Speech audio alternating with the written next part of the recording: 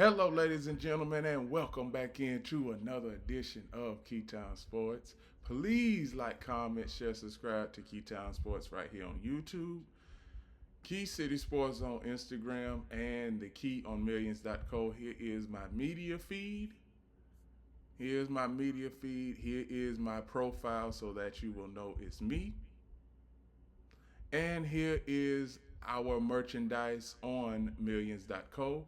We have hoodies, we have t-shirts, and we are rolling out new merchandise at the end of the month too. So now let's get back to what we watched over the weekend. The Buffalo Bills and the Denver Broncos is the first game that I want to talk about. First game, Buffalo, everybody thought that they had a chance at winning this game. They did have a chance at winning this game, but there was something. There was just something. The 5 turnovers. That is uncharacteristic. You cannot win in the playoffs with 5 turnovers. And Josh Allen, he had 4 of them. Now, one thing about Josh Allen, I've been saying about him over the past 3 years is Buffalo ever going to get to the Super Bowl and win the Super Bowl with Josh Allen at the helm? He's been in the league for 8 years now, and he has had playoff failure after playoff failure. Not to say that he won't ever get to a Super Bowl, but recent years he hasn't been able to get over the hump. Buffalo hasn't been able to get over the hump. Now let's look at this. Josh Allen, 25-39, 3 touchdowns, 2 interceptions. He threw 2 interceptions, and he had one costly fumble before halftime. If they just kneel the ball down at halftime, they'll be going into halftime just down 7. But Josh Allen, he wanted to get a big play. They had 16 seconds left. He wanted to get a big play, and he ended up fumbling the ball, and the Broncos ended up recovering the fumble and scoring a field goal off of that. So that's 3 points that should have never happened. Instead of being down 7, you're down 10 going into halftime. And another thing, Bo Nix, he had a good game too. He was 26 of 46, 279 yards, 3 touchdowns, 1 interception. Boy, but one thing I can say is when Bo Nix got injured, on the second to last play of the game, boy. You got Jarrett Stidham at the helm now for the Broncos. A lot of teams, last time I saw Jarrett Stidham, he played in a game in 2023 against the New England Patriots, but this was when both of the teams, they really didn't have anything going for them. They wasn't hitting on nothing. But now, Jarrett Stidham, he's only played a total of, I'm going to say, 60 snaps throughout his career. He's been in the league since, I think, 2019 and hasn't played that much. So the Broncos, they have their work cut out for them. And another thing, Broncos, as far as offensively, they started out fast against Buffalo. They did.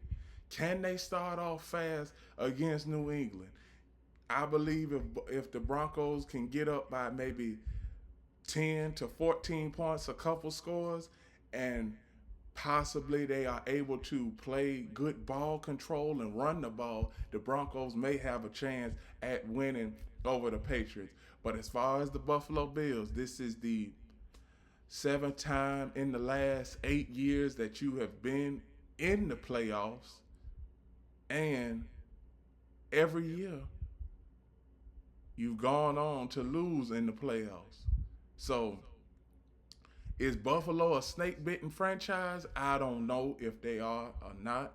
But when you look at the receiving core, I said this back in week 5. I said the Buffalo Bills aren't going to make it to the AFC Championship game because when you look at their receivers, who is their number one option?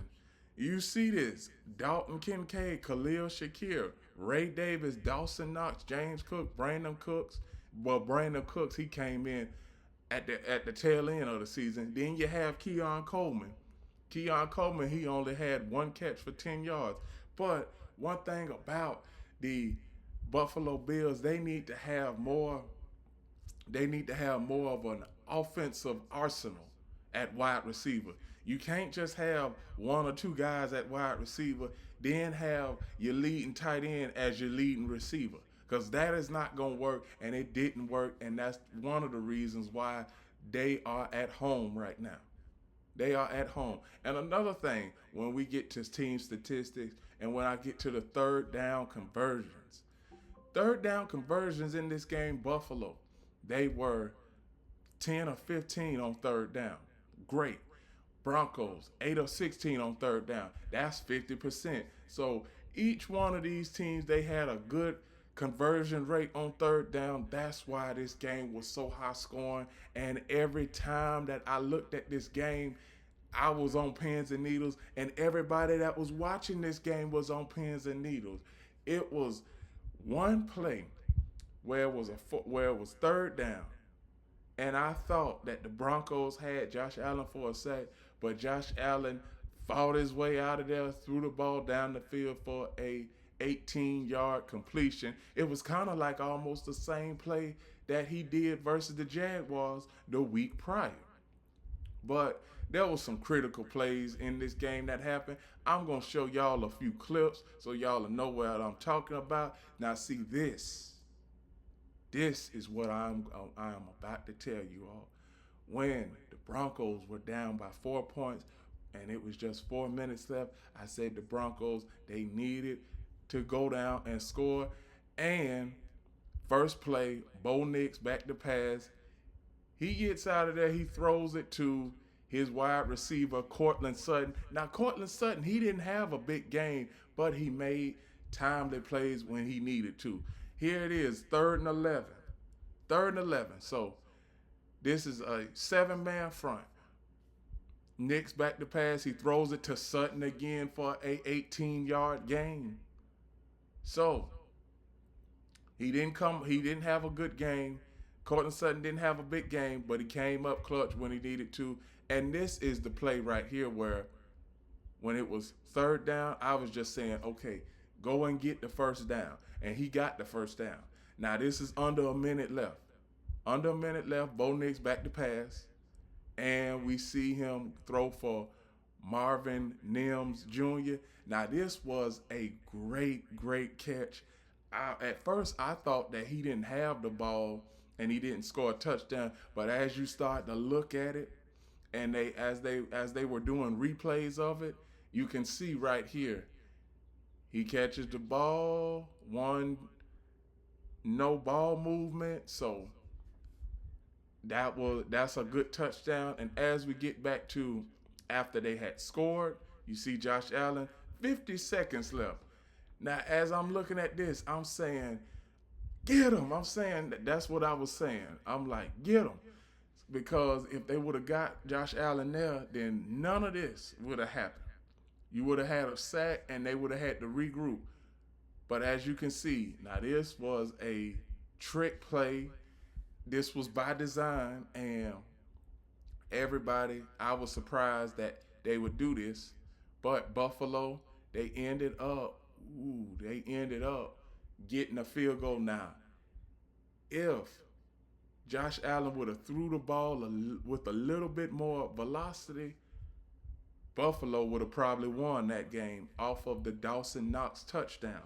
But they go to overtime, and in overtime, it was just pins and needles no matter what. It was pins and needles. 1st and 10 for the Broncos. This is the first possession of the overtime. He goes back to pass. He almost got intercepted. Whew.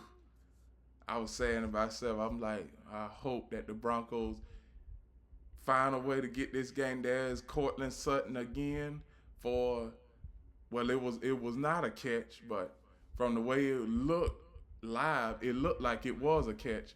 And then you see Josh Allen. Now, as I was looking at this, I was saying if Josh Allen goes down and gets a field goal, then the Bills are going to win this game. And after they got this first down, I thought, oh, okay. I'm like, they got this game.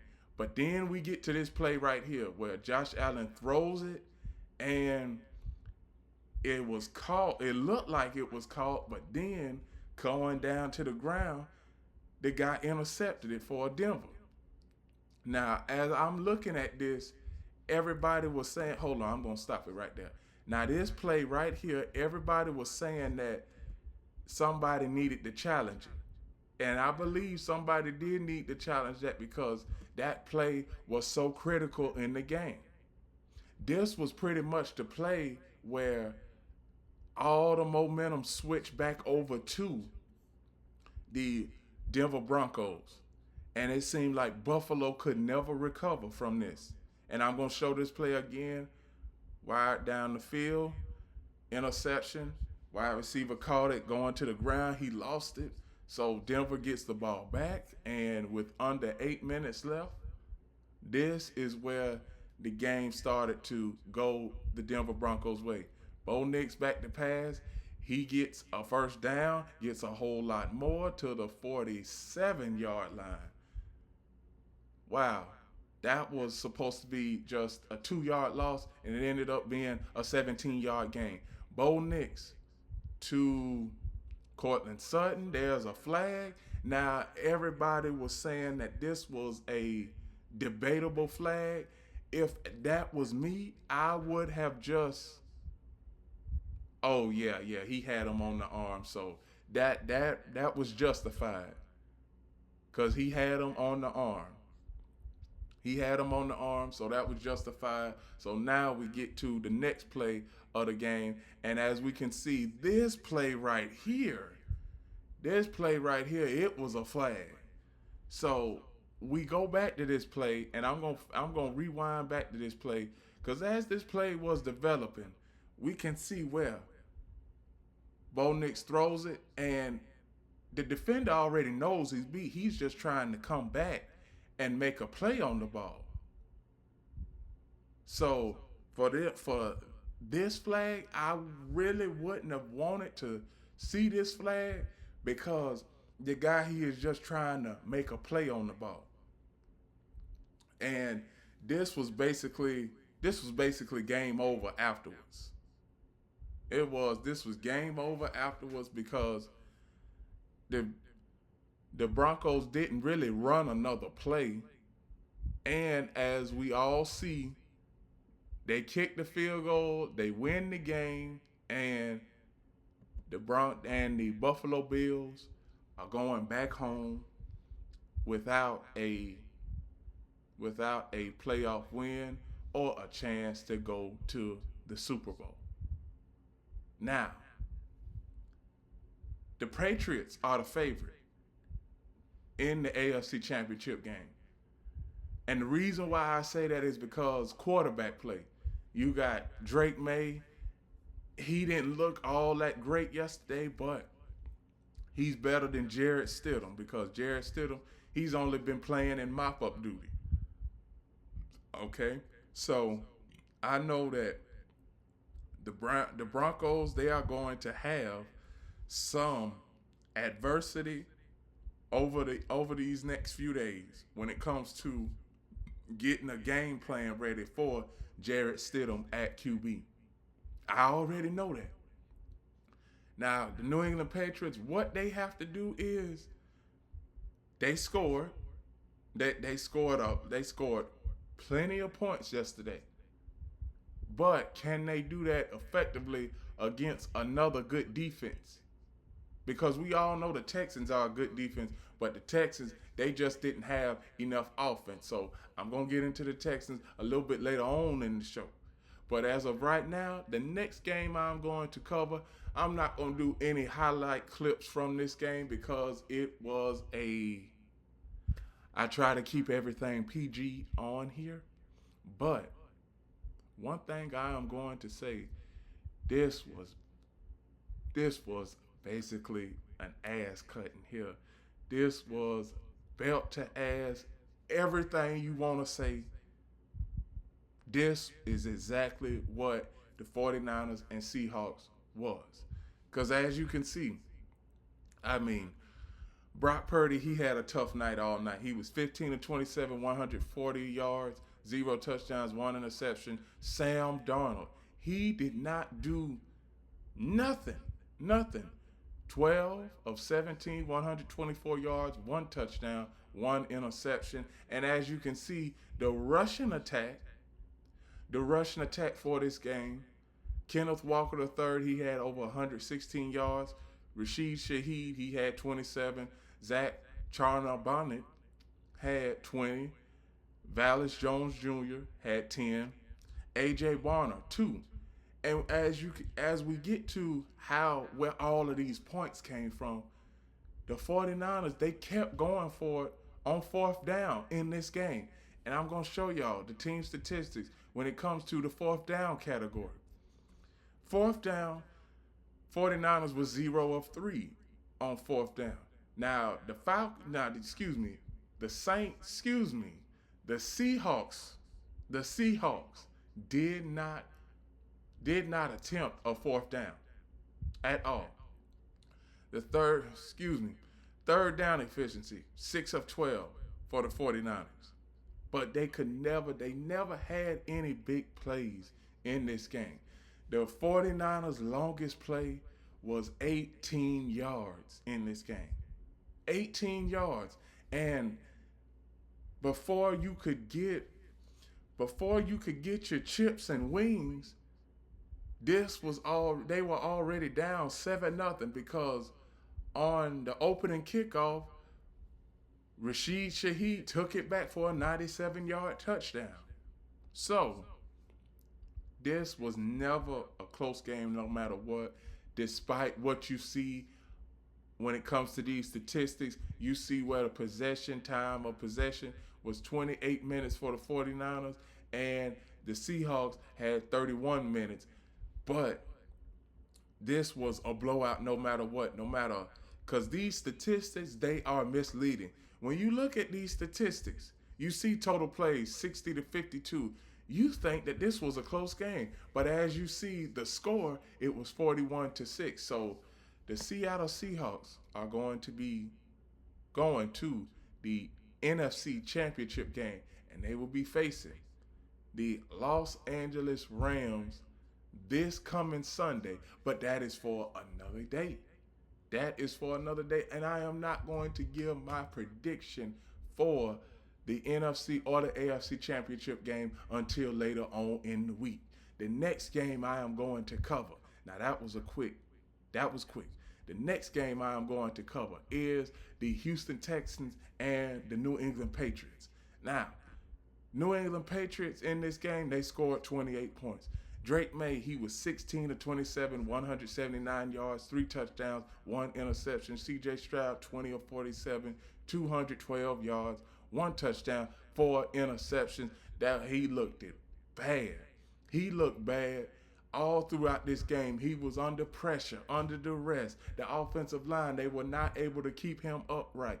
And he didn't have any production in the run game. It was basically just a drop back pass game for C.J. Stroud. And we all know that the Texans are not built to do that at all.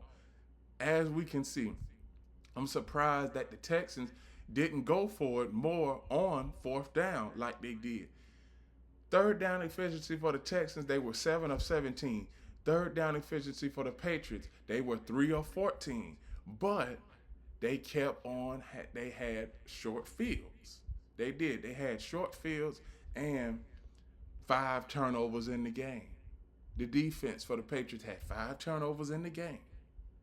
And as you can see, where we look at where do all of these points come from for the Patriots, most of their points came off of turnovers. Now, that's good defensive play calling, and that's bad offensive production by the Houston Texans. Now, everybody over the last 12 hours have been calling C.J. Stroud's name into question.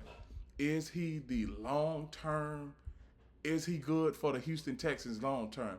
I am not going to get into that right now because the Texans, they just came off of a playoff run. And from where they started out the season at 0-3 to make it all the way to this point in the season, it's an accomplishment in and of itself. But they have never made it past the divisional round. Never. They've lost. They are 0-7 in the divisional round in their franchise history. But as far as the Patriots, one thing I can say about the Patriots are old hat at this. After a 5-year absence, the Patriots are back in the AFC Championship game. The last time the Patriots were in the AFC Championship game, we all know who was quarterback, Mr. Seven Rings himself, Mr. Tom Brady. But now you have a newcomer in the fold that he's only in his second year at the helm, Drake May.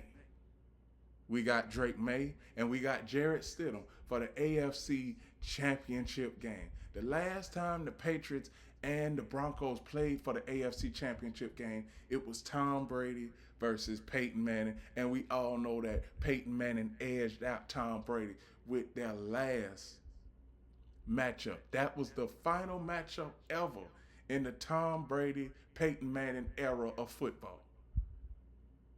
Now, let's see. It's supposed to be Drake May and Bo Nix, but we all know that Bo Nix got injured. It's Jarrett Stidham at the helm, but the Patriots have their work cut out for them, and I haven't looked at the point spread for this game just yet, but I'm just going to say it. The Patriots, they are favored because of Jarrett Stidham. You just don't know what you're going to get from Jarrett Stidham. And congratulations to the Patriots on making it back to the AFC Championship game. The last couple of years, it had been odd without seeing the Patriots in the playoffs. But now the Patriots are back, and let's see what the Patriots can do versus the Broncos. The last and final game that I am going to talk about happened last night. The Los Angeles Rams and the Chicago Bears. I'm going to say something about this game, and Chicago Bear fans, you have nothing. The whole city of Chicago, you have nothing to hang your head about in this game. Nothing at all. Because I'm going to correct that. I expected you to make it to the playoffs. Nobody else expected the Bears to make it to the playoffs. But as we can see, the Bears, they have a legitimate run game. They have a quarterback, Caleb Williams. You have a good defense. Now, the Bears, they should be back in this situation again next season, but 15 to 20% of every NFL team, they go through some type of turnover in the offseason. And you can go on record saying that. Well, I'm going to go on record saying that because it's always true.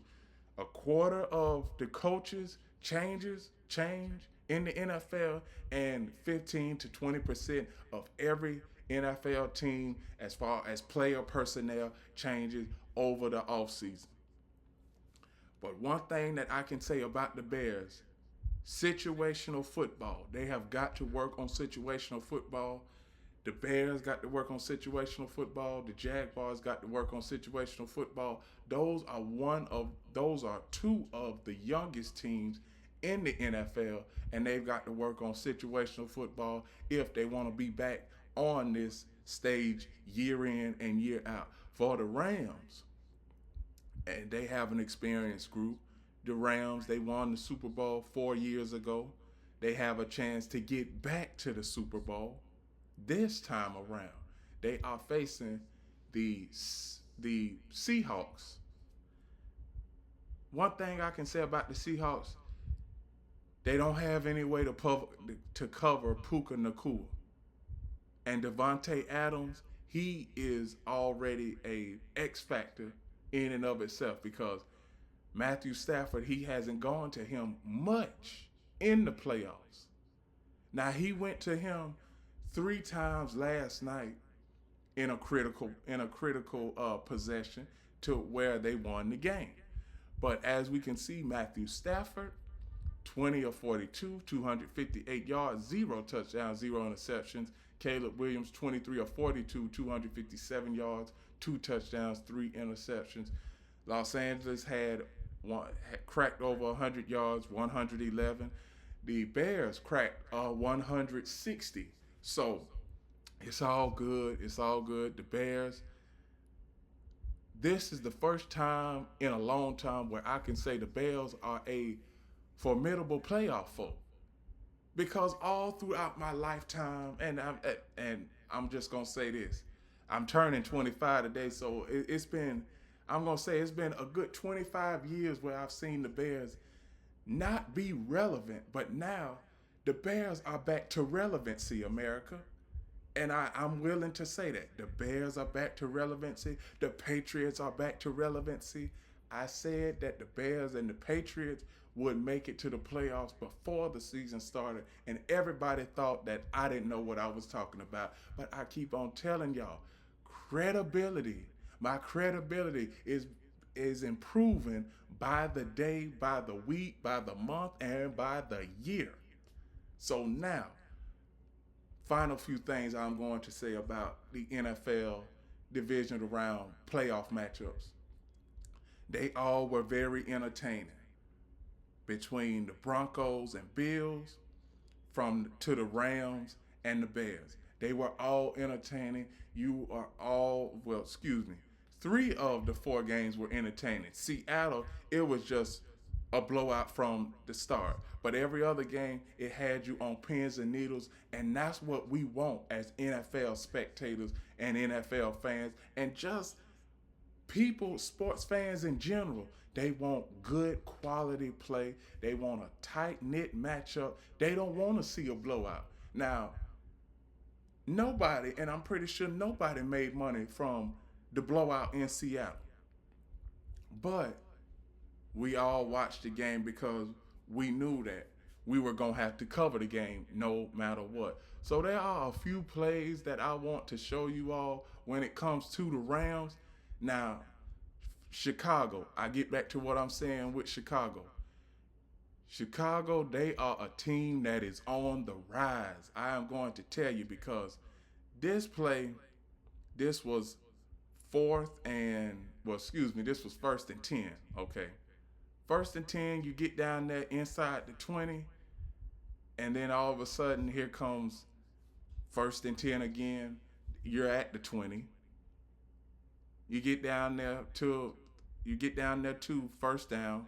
Then we get the 3rd and 4 at the 14. They weren't able to score, so everything is hinging on this play. Caleb Williams goes back to pass, and this is just a Houdini effort right here. When have you ever seen that in Chicago? No quarterback before Caleb Williams had been able to do that for the Chicago Bears ever. So the Chicago Bears, they are going to, here's a replay of it. Nobody, and I do mean nobody, has been ever able to make that play. Now, Chicago, they have their whole future ahead of them. Caleb Williams is a good quarterback. Ben Johnson is a good head coach and a good offensive play caller. See, this is where overtime came in at, and when we get to what happened in overtime, Caleb Williams threw an interception. Caleb Williams threw an interception on this drive, but here is where the interception happened. Interception happened right here. Well, no, he got the first down right here. This is 3rd and 4. So he got the 3rd and 4. Then we get to a 3rd and 6, and this is where everything was just so close. If he just stretches out, he would have got the first down. He would have. But then you get to later on in this drive, and the interception is coming up. I believe the interception happened on this play. Yeah, this play. The interception happened on this play. I believe DJ Moore was expecting Caleb Williams to throw outside a little bit further on down the field. Because as you can see, as he's coming over, he just stops. It seems like he just stopped and relaxed. DJ Moore just stops and relaxed. But as you can see, where Caleb, he gave his receiver a chance, but it's just that DJ Moore, I believe he got confused with where he was supposed to be, his position on the field, and that's what led to the turnover. And we get down about 8, 9 plays later, 3rd and 7. This is pretty much where the game could have ended, but the Rams, they did not get a touchdown, but they made the field goal. And we see this is what leads us to the current bracket in the NFL when it comes to the last 4 teams standing. Breaking news, America. The Bills have fired Sean McDermott. I knew that he was going to be fired no matter what, but I am going to get into that a little bit later on as far as a reaction video for that. So I'm going to do a 3-minute reaction video to Sean McDermott being fired. But as far as the updated NFL playoff bracket, AFC Championship, Broncos Patriots. NFC Championship, Seahawks versus Rams. So now, that's all I have to say for the NFL Divisional round for this week in the NFL playoffs. Please like, comment, share, subscribe to Keytime Sports right here on YouTube, Key City Sports on Instagram. Millions, the KeyOnMillions.co. Here is my merchandise. Here is my media feed. Well, excuse me, here's my profile first so that you all know that it's me. Here's my profile. Here is my media feed for all of my segments, clips, sound bites, and everything else that has to do with the current event and current breaking news of any sport. And remember, everybody, one last thing, the key is always on time.